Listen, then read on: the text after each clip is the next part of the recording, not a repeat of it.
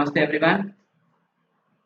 चलो अभी हम लोग आगे का क्वेश्चंस करते हैं, that is of residential status. I hope previous video lecture देख के आपको थोड़ा बेसिक समझ में जरूर आया है कि भाई हम ये वाले पर्टिकुलर रेसिडेंट वाले कैलकुलेशंस में करने वाले क्या है। मैंने आपको देखो इंट्रोडक्शन में ही बताया है कि ये दो अलग अलग पार्ट में डिवाइडेड लेसन है। स्कोप ऑफ टोटल इनकम थोड़ा अलग है, कॉन्सेप्ट इजी है, वो बहुत इजी है। वहां पे तो आप एंजॉय करोगे, आप कहोगे सर पूरा टैक्स में सिर्फ scope of income, scope of total income क्यों नहीं है, उतना इजी है। ओके चलो ठीक है, कोई बात नहीं, जब आएगा तो देखेंगे। पहले अभी क्वेश्चन नंबर 3 देखते हैं हम। Question number 3 of mister Vishant. 1 और 2 कवर करा दिया है मैंने ऑलरेडी। 2 तो भाई ओरल बेस था, मैंने एक्सप्लेन किया था आपको। 3, Mr. Vishant, an Indian citizen, left India for employment to USA on 2nd of October 2019।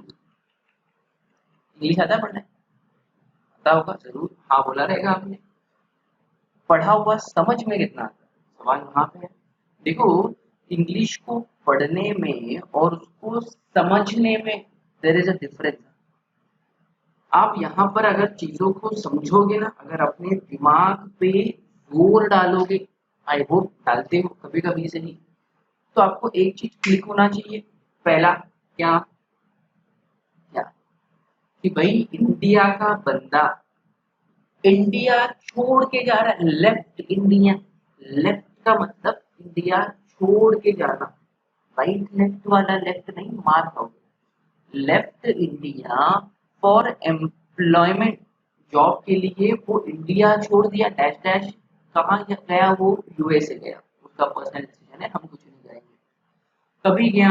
On 2nd of October 2019 को। तो आपको क्लिक क्या होना चाहिए कि भाई इसको तो सिर्फ पहला वाला कंडीशन अप्लीकेबल होगा, दूसरा कंडीशन इसको अप्लीकेबल नहीं होगा। समझ रहे हो? सर दूसरा कंडीशन क्यों नहीं होगा अप्लीकेबल? अरे एक्सेप्शन में आ गया ना। एक्सेप्शन में हमने क्या देखा, अगर कोई बंदा इंडिया छोड़ के जा रहा है एम्प्लॉयमेंट के लिए तो उसको सिर्फ पहला कंडीशन लगता है, बरोबर? हाँ कि नहीं? तुम ही बोलो हाँ कि नहीं। या फिर इंडियन ओरिजिन का बंदा इंडिया घूमने आता है तो भी उसको सिर्फ पहला कंडीशन अप्लीकेबल है। ये बंदा देखो पहले वाले एक्सेप्शन में कवर हो गया, एम्प्लॉयमेंट के लिए जा रहा है ना। तो मिस्टर विशांत इंडिया का रेसिडेंट कब कहलाएगा? जब वो इंडिया में 182 डेज से ज्यादा प्रेजेंट रहेगा ना, तब कहलाएगा। अरे थोड़ा प्रैक्टिकली सोचो, तुम खुद भी तो जा सकते हो, फॉरेन के लिए जाओगे एम्प्लॉयमेंट के चलते, क्या पता तुमको डोनाल्ड ट्रंप ने बुला लिया। भाई आपको पता होना चाहिए ना कि क्या क्या कंडीशंस है इंडिया में इनकम टैक्स में। तो वैसे सोचो, सिर्फ एग्जाम ओरिएंटेड मत सोचना, मार खाओ। ठीक है चलो, तो 182 डेज वाला कंडीशन सेटिस्फाई करने पे मिस्टर विशांत क्या कहलाएगा? इंडिया का रेसिडेंट। और कुछ नहीं, सिंपल सा समझ।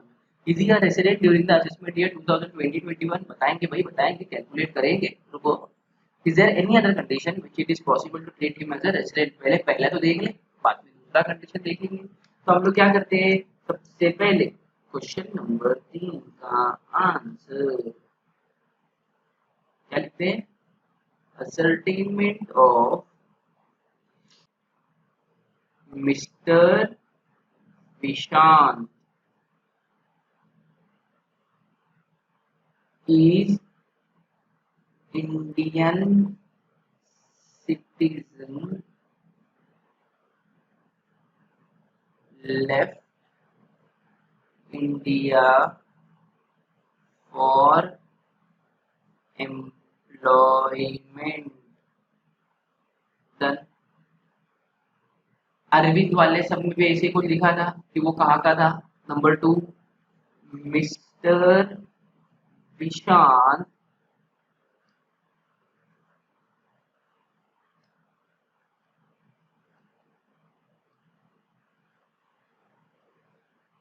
नंबर 2 में क्या लिखते हो? कंडीशन लिखते हो ना। तो इसको कौन सा कंडीशन सेटिस्फाई करने पे रेसिडेंट बनेगा? 182 डेज का। लिख लो, mister Vishant resident if he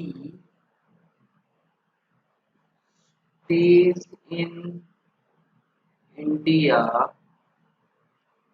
for 182 days during previous year 2019-20. Number 3 में आप क्या लिखना है अपने को कि मिस्टर विशांत इंडिया में था कितने दिनों के लिए। देखो मैं आंसर का फॉर्मेट आई नेवर चेंज, आपने हाउस प्रॉपर्टी में भी देखा रहेगा, हम एक फॉर्मेट के हिसाब से ही जाते ताकि कहीं पर भी मिसमैच ना हो। यहाँ पर भी देखो मैं वही फॉर्मेट फॉलो कर रहा हूँ जो पहला क्वेश्चन मैंने सॉल्व किया था। पहले वो इंडिया का था वो लिखा, दूसरा क्या कंडीशन सेटिस्फाई होने पे वो इंडिया का रेसिडेंट बन जाएगा वो लिखा, तीसरा हम लिखेंगे कि विशांत इंडिया में कितने दिनों के लिए था, तो उसके लिए तो वर्किंग नोट लगेगा। चलो आज वर्किंग नोट बना लेते हैं। Working note number 1, calculation of number of days. Okay, क्या क्या लिखते हैं, मंथ और मेरा नंबर ऑफ डेज, मंथ और number of days. Previous year क्या है 2019-20, प्रीवियस ईयर 2019-20 चालू कब हुआ था, चालू हुआ था अप्रैल के महीने में, कहाँ तक चला था, मार्च के महीने तक। तो लिखो फटाफट अप्रैल, मई, जून और मार्च। ओके, नाउ अगर आप देखते हो ध्यान से तो क्वेश्चन में आपको पता चलेगा, mister Vishant an Indian citizen left India for employment to USA on 2 October 2019। वो इंडिया छोड़ के कब गए, इम्पोर्टेंट वो है कि वो इंडिया छोड़ के कब गया। इंडिया छोड़ के वो गया 2 अक्टूबर को। तो मुझे बताओ क्या वो बंदा अप्रैल महीने में इंडिया में ही प्रेजेंट था, ना? क्योंकि वो गया तो अक्टूबर में ना, मतलब गया तो ये वाले महीने में, इसके पहले वाले महीने में तो वो इंडिया में ही था ना। कुछ लोग जो मैकेनिकली सोच रहे हैं ना, वो लोग ने यहाँ से अक्टूबर से नंबर ऑफ डेज गिनना शुरू किया रहेगा। मैंने इसलिए तभी कहा ये बात, क्वेश्चन को पढ़ना अलग चीज है और उसको समझना अलग चीज होता है। आपको तो इंडिया में वो कितने दिनों के लिए प्रेजेंट था वो गिनना है ना। तो भाई अप्रैल मई जून जुलाई अगस्त सितंबर में तो वो इंडिया में था, अक्टूबर से वो इंडिया में नहीं था। मतलब जो प्रीवियस सम में आपने किया ना उसका रिवर्स कैलकुलेशन यहाँ पे हो रहा है, क्योंकि क्वेश्चन वैसे फ्रेम हुआ है, आपको समझ में आना चाहिए। Please guys come on B with me. हाँ, तो अप्रैल महीने में इंडिया में था, हाँ सर था। अप्रैल में नंबर ऑफ डेज कितना था 30, मई में कितना था 31 डेज, पूरा मई इंडिया में निकाला उसने। जून, पूरा जून इंडिया में ही था, हाँ 30 डेज जून का। जुलाई में कितना दिन होता है 31, पूरा महीना इंडिया में। अगस्त में कितना महीना होता है 31, अपने कैलेंडर के साथ बैठना। सितंबर में कितना दिन होता है 30। अक्टूबर में इंडिया में था क्या वो, देखो अक्टूबर में इंडिया में था क्या सर, वो 2 तारीख को इंडिया छोड़ के गया, मतलब 1 अक्टूबर और 2 अक्टूबर को तो इंडिया में ही था। मतलब अक्टूबर में वो 2 डेज के लिए इंडिया में प्रेजेंट था। अक्टूबर में उसने फ्लाइट 2 अक्टूबर को उसने फ्लाइट पकड़ा और वो चला गया। मतलब नवंबर में वो इंडिया में नहीं था क्योंकि तब तो वो यूएसए में था। दिसंबर में नहीं था, जनवरी में नहीं था, फरवरी में नहीं था, मार्च में नहीं था। तो nil nil nil nil nil. Total number of total number of days, total number of days कितना हो रहा है, कैलकुलेटर का यूज करो या फिर ओरली भी कर सकते हो, तो ज़्यादा डिफिकल्ट नहीं है। 91 30 31 30 प्लस 31 31 देन 30 देन 2, ये कुछ हो रहा है मेरा 185 डेज। अपने कैलकुलेटर पे वर्किंग प्लीज गाइस देख लेना, कभी कभी मैं घाई घाई में गलत कर देता हूँ। रुको एक मिनट वापस करता हूँ। टोटल नंबर ऑफ डेज कितने दिन के लिए प्रेजेंट है 185 डेज। 185 डेज के लिए वो बंदा इंडिया में प्रेजेंट है। तो आप यहाँ पे लिख दोगे, कहाँ लिखोगे? करीनार सलाम लिखा, mister Vishan is in India for 185 days. कहाँ पे? Working note number 1। Then we have conclusion. क्या है conclusion? Mister Vishan is resident during previous year 2019-20। Resident हो गया ना कंक्लूजन में। क्यों?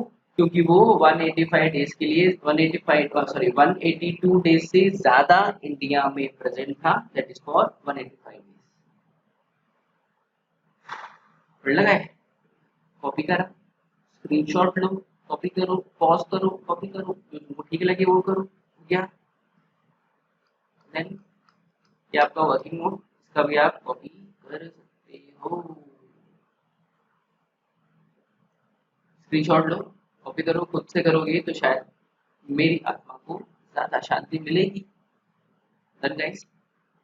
लगा है? चलो होमवर्क देने की बारी है। बिना होमवर्क के तो काम चलता नहीं। तो क्वेश्चन नंबर 4 में सोच रहा हूँ कि आपको होमवर्क दे डालूं सीधा सीधा। डिस्कस कर लेता हूँ, देखते हैं। Mister Lobo, Canadian citizen but of Indian origin, came to India.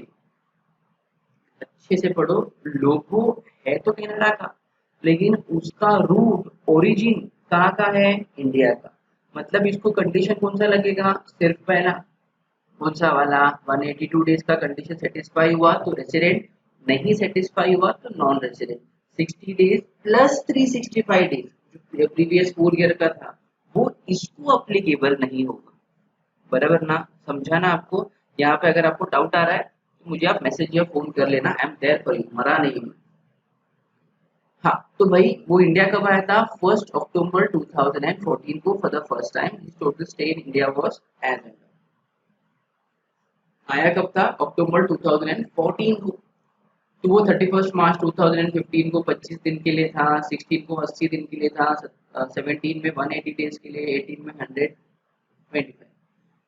देखो अगर ये बंदा इंडिया का ओरिजिन का नहीं होता ना तो आप इसको दूसरा कंडीशन भी यूज कर सकते थे, 60 डेज प्लस 365 डेज वाला। बट यहाँ पे तो वो बंदा यहाँ पे तो वो बंदा क्या हुआ है उसके साथ? वो तो इंडियन ओरिजिन का है, तो उसके लिए तो सिर्फ पहला ही कंडीशन अप्लीकेबल होगा। मतलब ये जो चुना डेटा आपके क्वेश्चन में दिया है वो आपके कोई भी काम का नहीं। ओके अगर ये इंडियन ओरिजिन का नहीं होता तो ये डेटा आपको जरूर काम आता, तब आप उसको दूसरा कंडीशन अप्लाई कर दे। बट यहाँ पर वो इंडियन ओरिजिन का होने के वजह से उसका सिर्फ प्रीवियस ईयर वाला कंडीशन चेक होगा, दैट इज ऑफ 182 डेज। जो दूसरा कंडीशन था 60 प्लस 365 ये चेक नहीं होगा। Clear है? He informed that he was in India from 1st April to 28 June, both days inclusive। वैसे भी हम कैलकुलेट वैसे ही करते हैं। तो आपको सिर्फ कैलकुलेशन क्या करना है कि वो प्रीवियस ईयर में इंडिया में प्रेजेंट था या नहीं, उतना ही कैलकुलेशन करना है। तो आप नॉर्मल पहला लिखोगे क्या? Ascertainment of residential status. पहला point, mister Lobo is a person of Indian origin. Point number 2, Mr. Lobo he will be resident if he stays in India for 182 days or more, full stop। Number 3, आप number of days calculate करोगे। Number of days calculate कैसे करोगे? Number of days calculate करने में आपको ये मदद करेगा इन्फॉर्मेशन। देखो प्रीवियस ईयर 1920 का डेटा इधर दिया है, वो 1 अप्रैल से लेके 28 जून तक इंडिया में था, तो आप लोग नंबर ऑफ डेज कैसे गिनोगे? आप लोग नंबर ऑफ डेज गिनोगे सर अप्रैल, मई, जून, जून में चला ही गया। तो देखो 1 अप्रैल से 28 जून तक था सिर्फ, ही वॉज इन इंडिया। तो अप्रैल के 30 डेज के लिए प्रेजेंट था, मई के 31 डेज के लिए प्रेजेंट था और जून के 28 डेज के लिए प्रेजेंट है। तो टोटल नंबर ऑफ डेज कितना हो रहा है इसका? टोटल नंबर ऑफ डेज देखो अगर आप देखते हो तो ये हो रहा है मेरा समवेयर अराउंड 89। ये आपका वर्किंग नोट मैंने आपको यहीं पे करके दे दिया। इंडिया में प्रेजेंट है तो सिंपल सा बात है, आप लिख लोगे पॉइंट नंबर 3 में mister Lobo is in India for 89 days. आपका आंसर क्या आएगा? Conclusion, mister Lobo is a non resident. क्यों नॉन रेसिडेंट? क्योंकि 182 डेज से कम टाइम के लिए प्रेजेंट है। क्वेश्चन को अच्छे से पढ़ के समझो, वो इंडिया में कब से कब तक था, ये पॉइंट बहुत इंपॉर्टेंट है। वो इंडिया में 1 अप्रैल 2019 से 28 जून 2019 तक था। Simple, over and out. Homework है आपके लिए, प्लीज सॉल्व करके शेयर करना। ठीक है, चलो एक और सोच रहा हूँ कि होमवर्क आपको दे ही दूँ। क्वेश्चन मैं आपको होमवर्क दे रहा हूँ, लिख के दे रहा हूँ, वो क्वेश्चन आप कॉपी डाउन करो और प्लीज वो भी सॉल्व करना। क्वेश्चन नंबर 4A आप बोल सकते हो उसको। क्या क्वेश्चन है देखो, मिस्टर राहुल, सिंपल सा क्वेश्चन दिया है मैंने, कैलकुलेशन करो, कंडीशन लिखो और बताओ कि ये रेसिडेंट है कि नहीं। क्वेश्चन नंबर जो हमने यहाँ पे किया, यहाँ पे और भी कुछ था क्या निष्णांत वाले सब में? हाँ, is there any condition which is, ये रह गया था, वेरी सॉरी अभी देखा मैं। Is there any other condition which it is possible to treat him as a resident? Guys इसका आपको आंसर नहीं देना है, क्यों इसका आंसर आपको नहीं देना है क्योंकि ये ऑलरेडी यहाँ पे रेसिडेंट बन चुका है। अगर वो रेसिडेंट नहीं रहता, अगर नॉन रेसिडेंट रहता तो आपको आंसर देना पड़ता, मतलब सेकेंड वाले कंडीशन का आंसर देने की जरूरत नहीं है आपको।